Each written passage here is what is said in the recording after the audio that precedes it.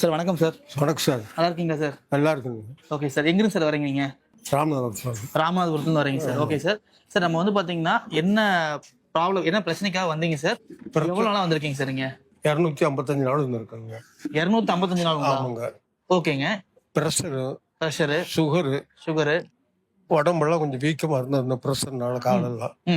Doctor போய் 14 வருஷமா மாத்திரை மருந்து வாங்கி சாப்பிடுவோம். சரிங்க.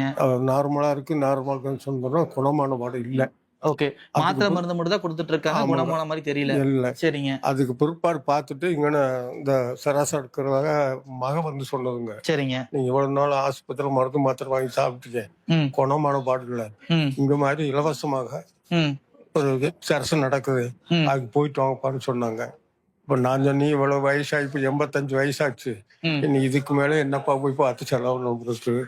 அப்படிங்கும்போது நீங்க காசை பற்றியே எதுவும் கவலைப்பட வேண்டாம், நீங்க எங்க போங்க. அப்ப இறங்கி நடக்க முடியல. அப்ப அங்க இருந்து அந்த லைனை பிடிச்சிட்டு தான் வந்து சேர்ந்தேன். வந்த உடனே டாக்டர் என்ன திட்டா, நீங்க தூரத்துல போகக்கூடாது, நடக்கூடாது அப்படின்னாங்க. நமக்கு ஆரோக்கியத்தே முக்கியம். ஆரோக்கியத்தை பார்த்தா இன்னும் கொஞ்சம் நாளைக்கு பேர பிள்ளைகள் பார்க்கலாம்னு பிள்ளைகளோட பிடிவாதத்துல வந்தேன். இங்க வந்து ஒரு 15-20 நாள்லயே அந்த ப்ரெஷர் கொஞ்சம் கம்மியாயிடுச்சு. ப்ரெஷர் கம்மியான உடனே தலைவலி கொஞ்சம் இருந்தது. அப்ப அது கொஞ்சம் கொஞ்சம் கம்மியாக கொஞ்சம் உடம்புலாம் மேலாம் வலி இருந்தது.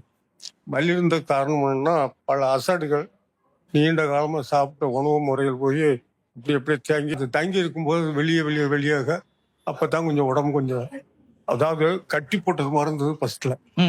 மறுபடியும் அந்த கட்டை அவுத்து விட்டு லூஸ் ஆனது மாதிரி எனக்கே தெரிஞ்சது. அந்த ஒரு நம்பிக்கை பேர்ல தொடர்ந்து போவோம் அப்படின்னு தொடர்ந்து வந்துகிட்டே இருக்கிறேன். வந்த பிற்பாடு 100% எனக்கு குணமாகிவிட்டது. அதை பற்றி நான் கடவுளுக்கும் இந்த சரச கொடுத்தவங்களுக்கும் நன்றி சொல்ல கடமைப்பட்டிருக்கிறேன். என்ன போல் இதே மாதிரி எல்லா பெரியோர்களும் சிறியவர்களும் வந்து இங்க இதை அனுபவிக்கணும்னு சொல்லி கடவுள் மூலியமா வேண்டிக் கொள்கிறது. Thank you sir.